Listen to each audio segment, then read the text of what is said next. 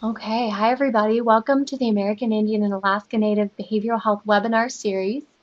I'm Lena Thompson, and today Matt Ignacio will be speaking on cultural sensitivity. This training series is brought to you by the National American Indian and Alaska Native Addiction Technology Transfer Center, or ATTC. We are one of 4 national focus centers serving the ATTC network, shown on this slide. The network also includes 10 regional centers and a network coordinating office. To learn more, please visit our website. Our center is a NADAC certified educational provider and would be happy to provide you with CEUs for a $15 fee. The CEU request form is available for download in the Files pod in the webinar screen, and I will also be sending this form in a follow-up email to all who attend. Immediately following today's webinar, you will be redirected to our GIPRA evaluation. SAMHSA asks us to evaluate our events in order to provide informed performance assessment and accountability. This survey asks about your satisfaction with the event and will take less than 10 minutes to complete.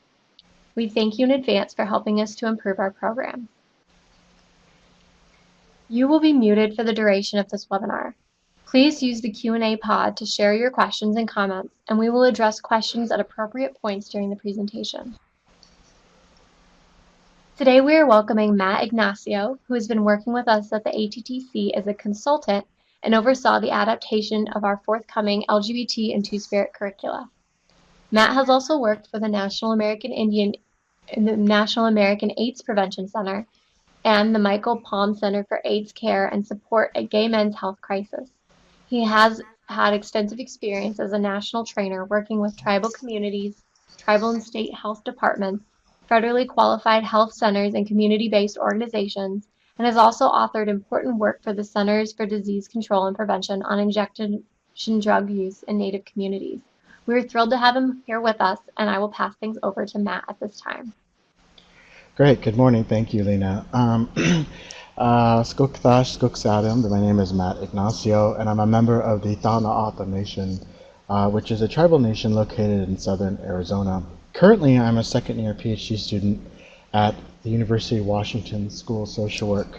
And so I am excited to not only have this talk this morning, but also just to point out that this is work that I am still, that I've been engaged in for almost 18 years now, and that is, I'm continuing this work actually in a doctoral program. So not only is it very timely, but it's personal, it's professional, and yeah, so let's talk about the clinical experience. I framed this presentation as if you are working with American Indian, Alaska Native, Native Hawaiian clients. I've framed this discussion as if you're working with folks from marginalized or underrepresented underrepresented communities. Perhaps you're working with clients from those communities.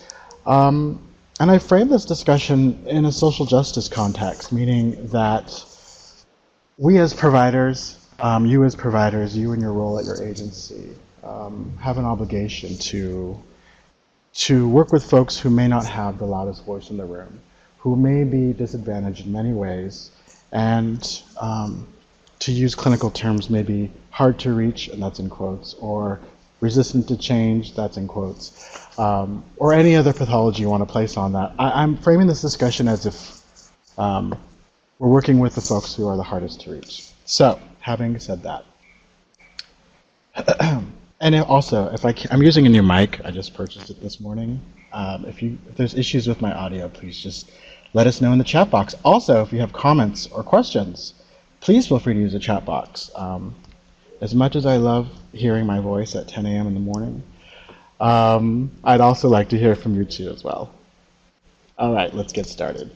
So the clinical experience, and by that I mean the biopsychosocial, and sometimes, depending on where you work, it could be the biopsychosocial spiritual, builds upon and fosters positive therapeutic relationships. And by that I mean the clinical experience is an opportunity to build trust. It increases the likelihood of treatment adherence, and it reduces client attrition, so they keep coming back and they are engaged in their care. The clinical experience can also reaffirm clients, or actually the clinical experience does reaffirm clients as experts in their own experiences and empowers folks to make positive behavioral changes in their lives. So the question is, how does this all fit within the context of working with Native American, Alaska Native, Native Hawaiian folks and their worldviews? Well, most often, I would say working effectively with Native folks requires a shift in the delivery of your services. And so then the question becomes, well, then how do we work from a culturally relevant perspective? So I want to ask you a quick question. This is, I don't, think about the answer. You don't need to type it in. But when I ask, what comes to mind when you think of cultural competency? How many of you have ever participated in a quote-unquote cultural competency training at your work? Maybe you've taken a course or a class on cultural competency. Just think about what comes to mind when I use the term cultural competency. In contrast to cultural competency, I would like to use the term cultural humility. Cultural humility incorporates a lifelong commitment to self-evaluation and critique, to redressing power imbalances between you as the provider and your client, and works to develop mutually beneficial and non-paternalistic partnerships with communities and individuals. And this largely stems from the nursing profession. So I've attached a citation if you'd like to learn more about cultural humility. And there are some key distinctions from cultural competency. One, cultural competency acknowledges that we can never become truly competent cultural humility acknowledges that we can never become truly competent in another's culture. By that I mean, I could never say I am a competent provider in working with refugees. I'm just not. I'm not a competent provider in working with young women who are in domestic shelters. I don't carry that competency, but what I can bring to the table is a sense of humility. We'll talk a little bit more about that, what that humility piece looks like. Some other key distinctions from cultural competency is that cultural humility requires simultaneous process of ongoing self-reflection and commitment to lifelong learning.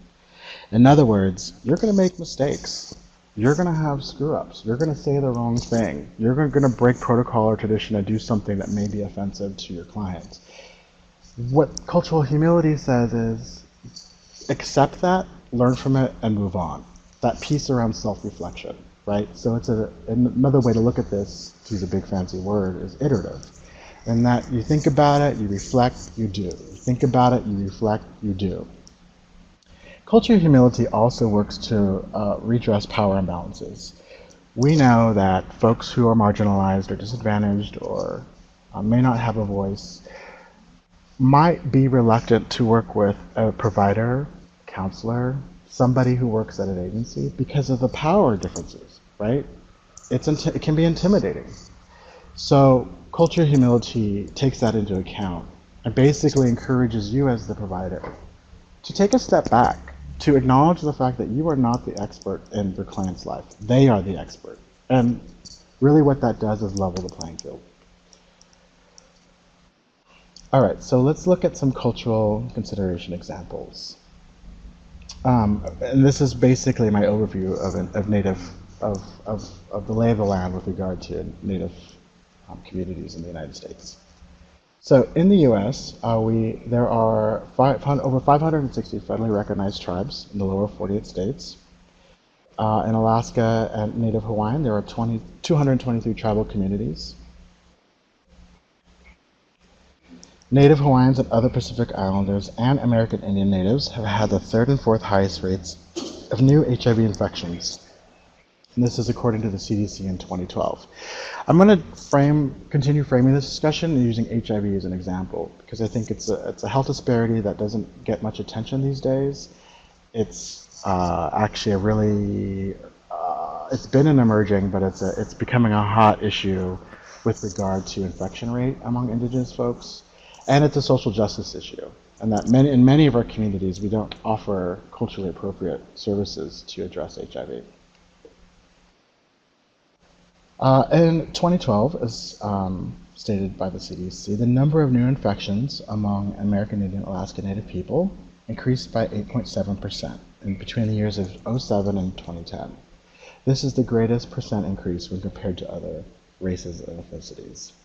So on the slide, you can see the increase by 8.7% in comparison to other racial ethnic groups. And in some cases, it went down. Of persons who were diagnosed with HIV, fewer American Indian Alaska Natives survived, with only 88% living longer than 3 years. So you might think 88% is a very strong, robust number, that folks of American Indian Alaska Natives who are HIV positive, 88% live longer than 3 years. That sounds like, well, that sounds pretty good, but actually in comparison to other races and ethnicities, it's the lowest. So for example, in Hispanic Latino communities, African American communities, white communities, we're looking at high 90s, survival rate in the high 90s. 34% of Native women who acquired the virus did so through injection drug use. At the time, in 2012, this was the second highest percentage of IDU acquisition among women of all other races and ethnicities. So what does that mean? Native women, by this stat, Native women are the second highest population in comparison to all other races who have got HIV through injection drug use. I don't know how many of you work with folks who inject drugs or who are active drug users, but again, I'm framing this discussion as a social justice issue, advocating for the voices that don't get heard very often, and our clients who are underrepresented. Certainly, Native women injectors is a subpopulation that we don't hear very much of. All right, so let's look at LGBTQ Two-Spirit folks and look at that as a case example. If you are not aware, Two-Spirit, and this is going to be a very, I'm not going to do this definition justice in this webinar, but if you have more questions, please feel free. We can point some references. And also the new curriculum that Lena spoke of is going to be out soon, so look forward to that. Two-Spirit, in short, is a term supported by many Native teachings. It's used to describe some males who are balanced with strong feminine identities, and some females who are balanced by strong masculine characteristics. This term is also inclusive of Native people who identify as lesbian, gay, bisexual, transgender, queer, questioning, and other identities. Many people have embraced the term Two-Spirit as an alternate to the terms gay and lesbian that we see in mainstream society and dominant culture. And it is very important to note that not all Native LGBTQ individuals identify as Two-Spirit. So if you're working with a Native client who says they're gay, we honor that term, right? If they say they're Two-Spirit, we honor the term Two-Spirit and reflect that back to them. All right, let's look at historical trauma as a case example. So historical trauma, as defined by Braveheart in 1995, is a cumulative emotional and psychological wounding over the lifespan and across generations, emanating from massive group trauma.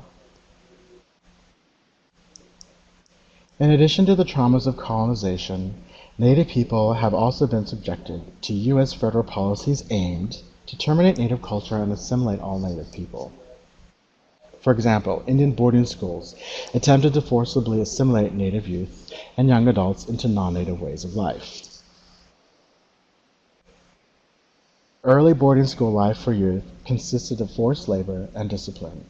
Youth were punished for speaking their indigenous languages and were forced to adopt foreign value systems. So, for example, boys with long hair, they were forced to cut it.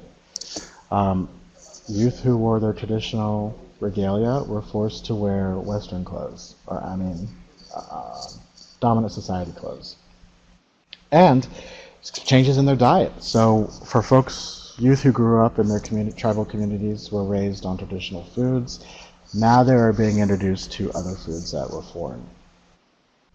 Boarding schools perpetuated an ongoing loss of culture, language, land, people, and ultimately confusion with cultural identity.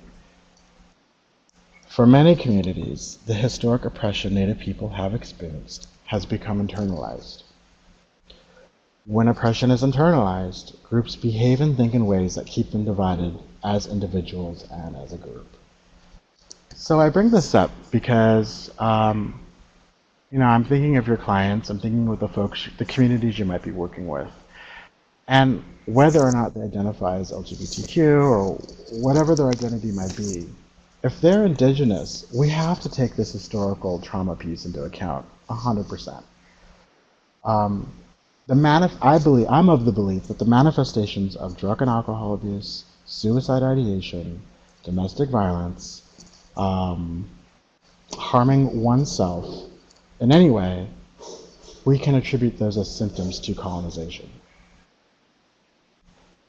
All right, so now that we've kind of briefly talked about the doom and gloom, as I like to put it, the horrible things that have gone on, and for some communities continue to go on, actually. I want to talk about how do we, what's going on here? My slides are advancing. Bear with me for 1 second. Hold on. Technical difficulties here. All right, so I personally, with the help of just experience and friends and colleagues and being Native myself, have come up with Matt's 5 steps to engaging Native clients. This is not patent pending, so please feel free to use however you wish. Take whatever information you'd like to use to help better inform your delivery of services. All right, so there are 5 steps. Step 1 is having an understand and knowledge of Native-centric worldviews, an understanding of that. Step 2 is understanding the role of Western medicine in the care for our clients. Step 3 is providing formal introductions. That is a critical step. Step 4, explaining confidentiality and what that means. And that, again, another critical step. And step 5 is understanding the role of circular migration and how that impacts the delivery of services for our folks. All right, step 1, knowledge of Native-centric worldviews. It's important to note many Native people do not conceptualize themselves as most important, right? They conceptualize the world based upon their membership to a community, particularly in this case, a tribal identity. Oneself may be secondary to family and community. So the example I always use is, I know you mothers out there, and fathers with young kids, or caregivers, excuse me, oftentimes think of their children first and put themselves last. They think of everybody else, their spouse, their partner, other family members, and at the end of the day, maybe they can take and carve out 5 minutes for themselves to relax. That's a parallel example to how a tribal person may come into a health care facility and the provider asks, so tell me what your symptoms are, or how are you feeling today, or what has your experience been like, or tell me what you want out of this program, etc. Well, that question may not resonate with your client. Furthermore, the concept of family in indigenous cultures and communities can include others beyond just blood relatives.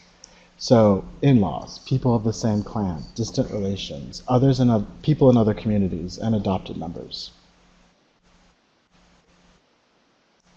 Okay, furthermore, most medical models only focus on the individual for appropriate reasons. You break your arm, I'm only going to treat you and your arm. You get sick, I'm only going to treat you and help you get better. You catch HIV, I'm going to work with you solely and help you get on treatment so you can suppress your viral load, right? That's the medical model. However, in Native communities, stigmatized health concerns such as HIV can call attention to not only just them, but their families or community, their clans, and create shame-based discrimination. So, how do we work around that? Well, I can tell you from case example, just experience, that there was a young female who was HIV positive living on the eastern side of Colorado, and she had acquired HIV and was running out of treatment options because with every new medication she was prescribed, she would miss doses. And if you know anything about HIV treatment, you can't miss a dose, because if you miss a dose, the virus can mutate around that medication, and then that renders the medication useless. So what did they do? They got the family involved. Actually, they got the kids involved, and the kids were in charge of going to the kitchen every morning and checking the calendar on the day, each day, with an X, if mom took her meds. So her kids began to play a vital role in treatment adherence. And as a result, because now the family was engaged in her care, her treatment adherence shot up to almost near 100%. So I point that out just as a case example. And it's also important to note, with regard to Native-centric worldviews, that there is the role of modesty in nonverbal communication. Be mindful of that with particularly Native clients. Right? Okay, let's look at step 2, understanding the role of Western medicine. For many Native people, Western medicine is accessed as a last resort. In other words, until you're basically on death's bed, make you go to the emergency room, right, or call for an ambulance. Western concepts of health, are connected to unrelated historical and current cultural traumas. So, how do I put this another way? Think of somebody who is not engaged in their healthcare, somebody who doesn't access Western medical services, has a history of working with social workers and child welfare workers, and has been probably in and out, just drawing an example, creating an example, maybe has been in and out of the criminal justice system, and may have gone to boarding schools, may have not. The point I'm trying to make here is that an individual may have had all these negative experiences with systems, and now we're expecting a client, that same person, to come in and receive services from us. They may not want to come in because of everything that they've experienced, not only in their lifetime, but the stories about boarding schools and relocation programs and termination and et cetera, et cetera, et cetera. So it's just important to be mindful that Western medicine may not be viewed as something, may not be as highly valued as it is in other communities. Okay, more specifically, looking at the federal boarding school experience, we know that, Alexander Stewart said that, or was it Pratt? Excuse me, I need to double check that. But the point is that the quote was, taking the Indian out of the child, kill the Indian, save the man. This concept of, let's take the savage out of the individual and make them a more refined, westernized adult. Okay, let's look at step number 3, providing formal introductions. As Native people are accustomed to explaining their membership within a given community to other Natives, explaining your role within the agency or within your community can be helpful. Even perhaps, are you from the community? You can talk about growing up in your local hometown and what that's been like. It is incredibly important to take time to establish a connection, a relationship, a trusting relationship authentically before any of the work can be done. And this is the one time that you can toss out your professionalism. I mean, it does discourage personal interaction. I always encourage providers to, particularly who are counselors, to never stand over your client and talk to them, and more importantly, if you're sitting behind a desk, to pull the chair out from behind the desk so that you don't have a physical barrier between you and the client.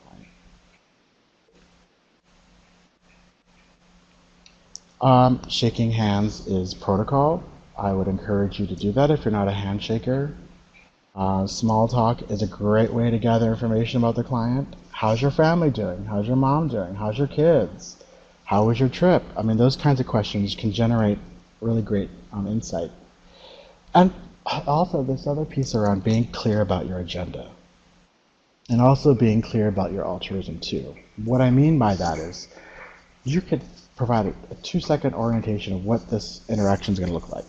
We're gonna have a conversation. I want to hear about you. If anything's going wrong, maybe we'll come up with some ideas to help you feel better, and then we'll send you on your way. And hopefully we'll schedule another appointment for you to come back. Orienting the client to the session might seem like, well, why? They should know what they're here for. But we can't make assumptions, right? We can't make assumptions, and being clear about your agenda and stating it like that is another way to communicate that you actually care about the health and well-being of this individual. Okay, step 4, explaining confidentiality. Native folks can be highly distrustful of both native and non-native service providers, right? So we had already talked about that. You may have had a horrible experience with child welfare services, and now you have to go in for your annual pap smear. You're not feeling it, right? Ethical practice. Often unstated, we try to maintain the highest level of confidentiality within our power. So, what do I mean by all this? I know that each one of us aims to deliver the highest quality of services for all of our clients, each one of them, right?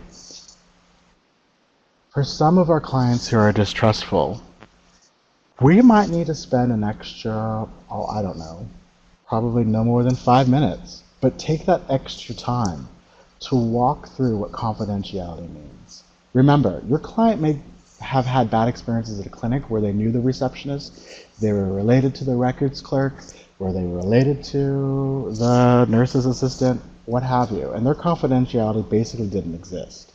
If you know that you have your charts locked behind 2 locks, that only on a need-know basis folks can look at that chart, if you're going to do everything you can to protect their confidentiality, then say so.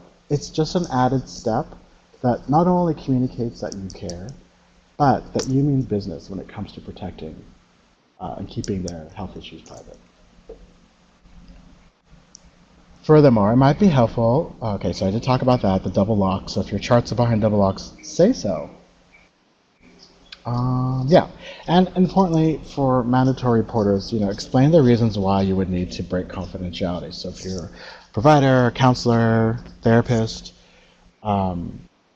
mandatory reporting is when your client states that they intend to harm themselves, harm others, or they're actively engaging in child abuse or elder abuse, right? Those are when those come up, it's the provider's obligation to report to, at minimum, their supervisor, but beyond that, law enforcement. So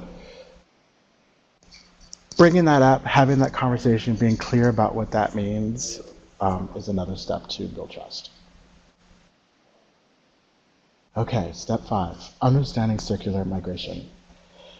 Many Native folks travel daily, weekly, or monthly from reservation rural communities to urban areas for work, education, medical care, sex, shopping, and drug use, right?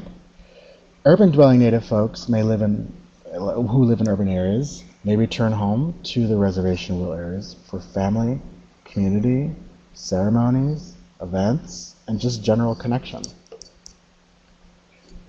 So that is what is referred to as circular migration.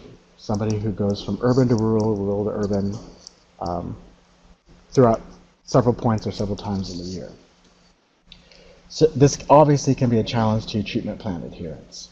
As a result, a Native person might be labeled as resistant, non-compliant, hard to reach, unmotivated. Let me go back. So providers might label their clients as such.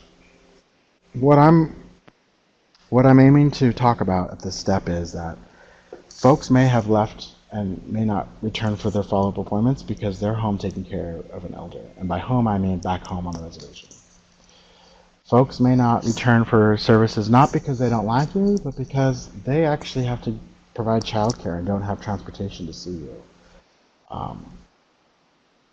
It's just important to be mindful of that urban dwelling Natives often have a connection to their ancestral homeland and travel back and forth. Just be aware of that. Be mindful of that. All right, so let's talk about some potential co-occurring issues. When working with Native clients, it might be the first time that individual is speaking about their life situation or seeking help. Remember what I said earlier about accessing services might be as a last resort. So this might be the first time folks are talking about their issues. Certainly, being vulnerable can create issues of shame and stigma, particularly if this involves issues around interpersonal violence or domestic violence. Any unresolved or ongoing traumas that the individual is going through, any past current substance use and abuse, and certainly anxiety and depression can be debilitating. Furthermore, this also is in tandem that the individual may have limited or no self-awareness about what's going on. There could be an environmental deprioritization of one's own wellness. So if you live in a rural community where there's no access to fresh veggies, and there's no access to any exercise equipment, that's going to have an impact on one's health, right? There may be maladaptive or problematic coping mechanisms already in place. So folks might be engaged in hypersexual behavior, risk-taking. Obviously, drugs and alcohol could be a way to cope. Trying to think of another example of how folks might be maladaptive in their coping skills. Violence and anger. Folks can use that as a way to cope with stress. Certainly, sex work and trading sex for drugs, housing, and other needs might also be a co-occurring issue. And more specifically, looking at HIV, there are some HIV-specific co-occurring issues. Certainly discrimination, and specifically looking at homophobia. Homophobia. Many community members, including providers, are homophobic, period. Lesbian, gay, bisexual, and transgender people might not access health care or seek out counseling services for this very reason. Issues of coming out as HIV positive to family, friends, or community can also create serious issues like depression. And unfortunately, again, if someone is HIV positive and they're not engaged in care, they finally decide to get care at the ER, they might find out that they are HIV positive late in the disease progression. In other words, by the time they actually get tested and find out they're HIV positive, they're already in the advanced stages of HIV. They may already have an AIDS diagnosis. So be mindful of these.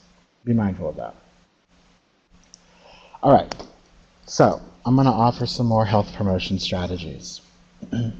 Certainly, we will all want to work from a non-judgmental, unbiased, objective approach with regard to drug use, sexual behavior, and appearance. I like to ask this question of providers. How long does it take for your client to determine whether or not they can trust you upon the first meeting? So when you walk up to your client or you introduce yourself, "Hi, I'm so-and-so, are you ready for your appointment?" How long does it take before that client determines whether they like you or not, whether they can trust you or not, whether or not they think that you are competent and can provide services and help them? I mean, it's less than 3 minutes. So if this is an area where you feel like you flinch, we talk about the flinch in school. So the flinch, like when somebody brings up trauma or someone brings up something that's really you think is provocative or a scandalous story and you kind of flinch, that may be an area where you might want to work on. I encourage folks to always identify strengths and deficits in a way that's productive. So rather than point out someone's flaws or their deficits, no, we're pointing out transportation, that they don't have it.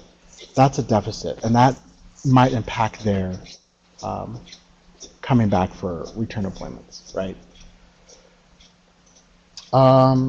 And for those of you who are non-native, there actually might be an increased chance of gaining trust as a non-native provider or someone who's not from that community, because then you're not related to anybody, and someone might be more apt to disclose and talk about their situation because it might not get back to people they care about.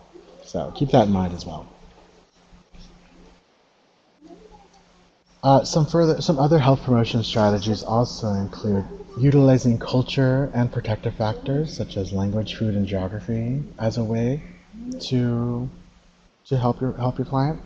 By that I mean if if I had there was a youth on campus, a native youth who was interested in the school, and we just had our 46th annual University of Washington Spring Powwow this past weekend, and so I know that there was a young student who wanted to go and was kind of nervous, and so I asked. I said, "Would you like to go? I'll go with you. I need to hand out some flyers anyway," and um, and that's the end of the story. And I share that story as an example of like ways you can integrate culture.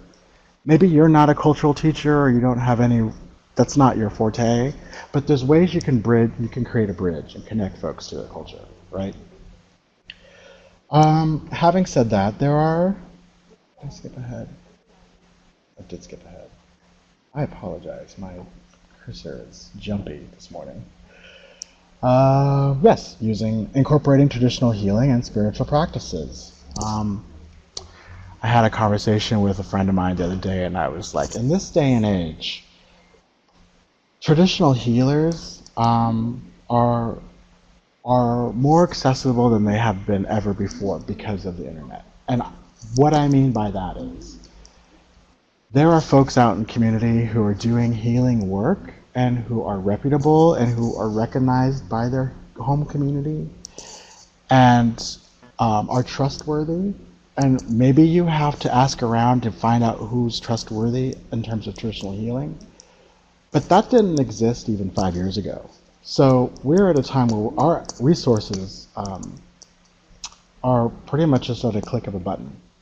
And if you actually are interested in finding out a traditional healer that you can work with or refer a client to, talk to Lena at the ATTC. Reach out to me. It's a smaller community, so that it's easier to find folks who are doing this work. And also, again, utilize supportive family connections. The story I shared about the woman who was HIV positive, her family got involved, and her adherence to her medications shot up to almost 100%, which is what we want to see. All right, there are some other strategies. Incentives, whether that be, hey, I'll come pick you up, or are you hungry? Here's a sandwich, or come in and get an HIV test and we'll give you a $10 gas card. Those incentives are critical, particularly for populations who live in poverty, extreme poverty, come from extreme poverty, and may not have financial resources like you and I have. However, the research literature, speaks to this dynamic between the client and provider regarding incentives. The question they always ask, or the question that has been asked is the client seeking services only for the incentive? Or is the client personally motivated and the incentive is just cherry on top? Look, I don't care.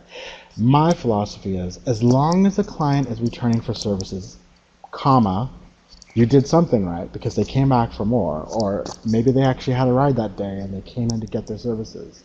Either way, you have a golden opportunity to engage or build trust, and that incentive is just another way to get folks engaged in their care. All right, we all deal with systematic challenges. I've talked Lena's ear off endlessly about systematic challenges while in a PhD program. But as providers, we certainly are up against systematic challenges as well. We work with folks who might have a personal stance, a professional stance, and personal biases that are different from our own. That can certainly be a challenge. There may be agency mission and policies and procedures that don't fit like what you're trying to do.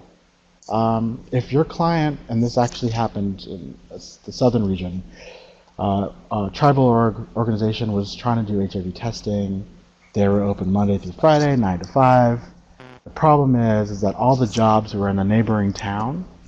All the construction jobs are in the neighboring town, an hour and a half away. And it was the men who were working there. The men would drive, stay the night, or even stay the week sometimes, and come back home on the weekends. Well, when there was an STD outbreak, it was hard to get the men not only tested, but it was hard to get them to come back because even if they came back on the same day, by the time they came back to the clinic, it was like 8 p.m. at night and it was already closed. So there's no way for them to even get the results had they even been tested. These are challenges, right? You may live in a community where there are no referrals or limited referrals. That is not uncommon. You might work in poor facilities with limited safe space. I'm currently giving this presentation in a hallway. You might not have a private room to have a conversation about someone's domestic abuse or victimization around violent crimes. You might not have, I can't think of anything worse than having to have, I mean, I would never do this, but if you don't have facilities to have private confidential conversations, we might want to work on figuring out solutions to that. Another systematic challenge is unrealistic timeframes. So you have been funded for 12 months, you're now in month number 9, and none of the work has actually been done. And that's not your fault, but now you have 3 months to cram 12 months of work and do it successfully. Unrealistic timeframes, right? We do what we can.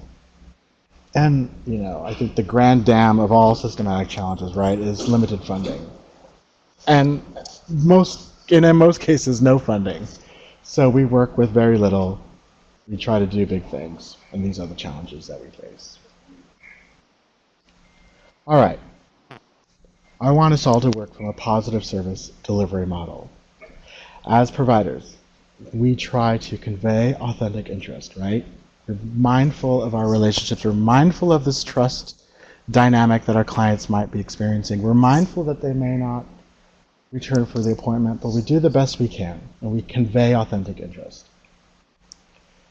You as service providers, you can advocate from the frontline perspective. That's something that I can't do. I feel so out of touch with what's going on, what drugs are being currently used, what's the data surrounding overdose rates around heroin. I mean, I'm not on the front lines, but you are, and you have that unique perspective, and that's power. And it's important to also acknowledge and provide support for positive steps already made. And it can be as simple as scheduling an appointment. I always talk about, for me, it's, what's it called? The dentist. So I will think about getting my teeth cleaned for months on end. Months and months and months will go by. Years, I might add, to be more accurate. I will think about picking up the phone and dialing my dentist number. I will think about scheduling that appointment for months and months and months. Finally, by the time I actually dial and schedule the appointment, that's a huge behavior step. Furthermore, following through, getting to my appointment, showing up, that's another positive behavioral step. It might be worth it to acknowledge that and reflect that back to your clients, that they are taking charge of their care and their health and their wellness. And that's part of working from a positive service delivery model.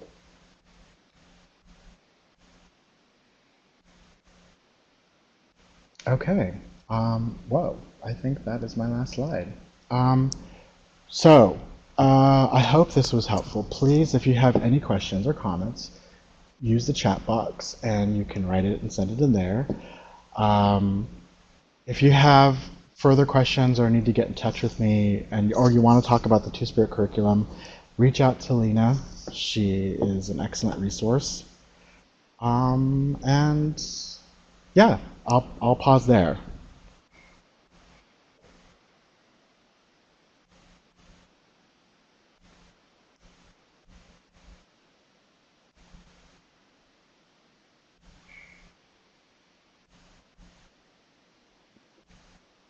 I see, Matt, that a few people are typing into the chat box, so I'm just going to wait a minute for some people to type.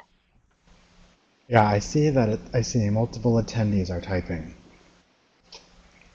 Well, that's great. I'm going to just rattle off my email address verbally. It's matt717, lowercase matt, MATT717, @uw.edu. Again, that's matt717 at uw.edu. All right, so Aaron says, thank you. I really appreciate the concept of circular migration. Very helpful to recognize this in Alaska. Great. Frank says, thank you for this. I noticed the file attached is not the same as the one provided. Would it be possible to get a copy of the current one? Yes, Lena and I will work on that. Susan writes, thanks for the ideas about circular migration. I had never heard the term before, but certainly have seen it in the Minneapolis area. Yeah, I mean, it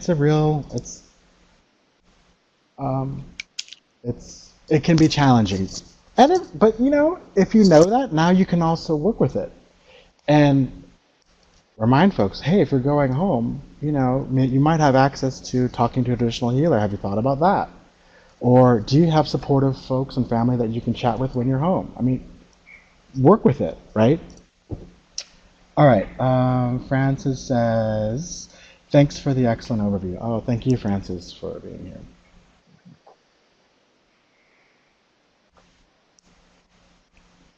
All right, can most of this information, Paul writes, can most of this information be pluralized to Native populations in all regions of the country, including Alaska? Can it be pluralized? Well, I would say that I developed this presentation from a very wide lens, a very intertribal perspective, being mindful of both our relations in Alaska and Hawaii, our cousins. I would say in basic answer, yes, but you know, there's going to be more work you're going to need for all of us to do, no matter what community we're in, even if it's our own community. It's going to require us to do a little research. Let me rephrase that. To do a little background work, understand, maybe look up Wikipedia and understand one or two things about the tribal history. Maybe make relationships and friendships with elders in the community. It's going to take more than this. I mean, you know that. It's going to take more than just this presentation, but it's designed in a way to kind of get the ball rolling. All right, sorry. Crystalline says, thank you for the information we'll share with coworkers. And Aaron says, do you have any suggestions as to how, one second. Do you have any suggestions as to how to translate some of these concepts when you're providing care within one's own home? So if I was doing home visits, I kind of think of it as if like I was going to go visit my grandma. You know, you're on your best behavior, you're respectful. You might even bring something. How about that? Bring a little treat. I don't know, maybe they're diabetic. Maybe bring some fresh veggies or fruit or some coffee. Something that the individual can use just as a gesture, right? And this, you could frame it as an incentive, but it's a cultural gesture that Native people do with each other, so would not seem, I think your client, your patient would be impressed if you took that extra step. That's one quick suggestion. And I'm not talking about spending a lot of money. I'm talking about maybe you have, I know I have these, I have a stack of, well, I shouldn't say that. I have a handful of bags that you get when you attend conferences, you know, the conference bag with the, I keep those, and so whenever I'm working with somebody, I might give them as gifts. You know, it didn't cost me anything, they can use it, you know, think along those lines. Corey writes, I'm a manager of folks. We work with people with brain injury, spinal cord injury, strokes, and polytrauma after catastrophic injury. We require high intensity of therapies and work with patients' caregivers. We have had some challenges with engaging a patient after his functional abilities changed drastically. His family tried to motivate him, but he became depressed. I'm wondering if we could have done something differently or been aware of other cultural considerations to motivate individuals in this community after a huge life event. I mean, hindsight 2020, right? We always think, well, if I had only done this, or maybe we could have gone this route. You know, my knee-jerk reaction to that is like, look, it's a learning experience, right? Think of cultural humility when I talked about it earlier in the presentation. I said, we need to accept the fact we're going to make mistakes. We're not going to do things in a culturally appropriate way. We're going to have mess-ups. Maybe we can say that this may not have gone the way we have liked, but we can certainly do a better job next time, or we can maybe take an alternate approach. Um, but it sounds like you're doing really amazing work, and I wish you well, and please keep in touch if I can be of any further assistance. Valerie says, any information you can share about how to build relationships with elders in the community? Yeah, certainly attend any cultural event you can get your hands on. If there's a community powwow, go. If there's a local health fair at the local Indian Health Service organization, go.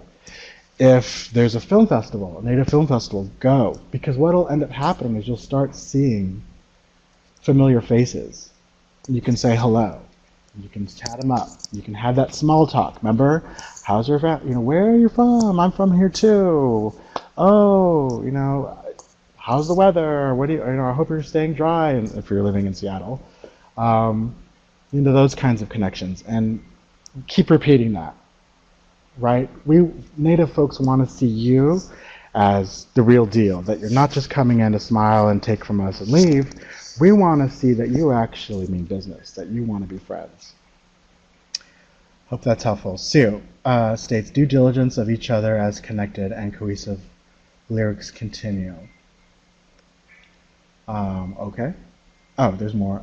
Thank you. It's nice to see social emotional learning get and respect from others coming back to fashion. Yes, I agree. Carol says, I'm a social worker in a school as Indian Education Director. Can I share this within the school, although most are school educators? I think it would reach out and touch base with them as well. Absolutely. The only thing I might ask is if any of you are going to share this information, to credit or to acknowledge the AIA and ATTC, right? Because they're the ones that paid for the development of this presentation. Corey says, thank you. Do you have any cultural considerations for how people with disabilities are viewed in this community? I would say, in some ways, almost elevated to an elder status. When somebody has a disability, you get up. You don't sit down when they're in the room. If you have a chair and they don't, you get up like you would an elder, and you offer your chair to them. You get up and you fix them up. So in our community, whenever we have feasts, if there's an elder or somebody who has mobility challenges, you get up and you fix them a plate before you eat, and you serve them. At least that's how I was taught. So the disability doesn't define the individual, right? But we might go an extra step to make sure that they're included, they're welcome, that they're doing good, as my father would say, taking care of their creature comforts. And if you don't have, maybe even just handing them a glass of water. How about that? Simple as that. Shows respect. Okay.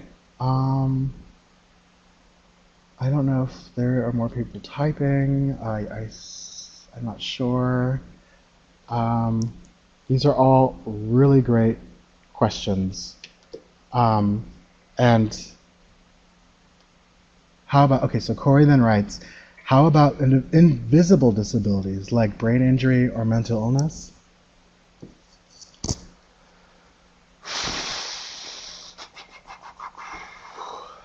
This is kind of uncharted territory for me, so I'm thinking about what, just in my own experiences, what that's looked like. Well, mental illness.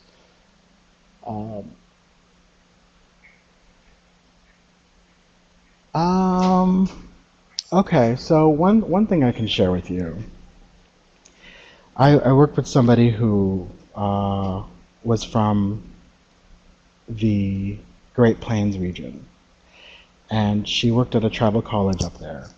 And she said every day, or not every day, but every so often, this janitor, who was from the community, would pop his head in her office and relay these really cryptic messages that kind of would not, like, if you didn't know him, you'd be like, well, what does that mean?